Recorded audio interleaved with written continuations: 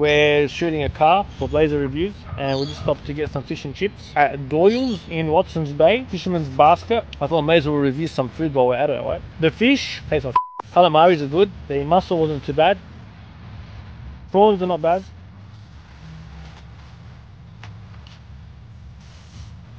Chips are good. What do you reckon, James? Good girl.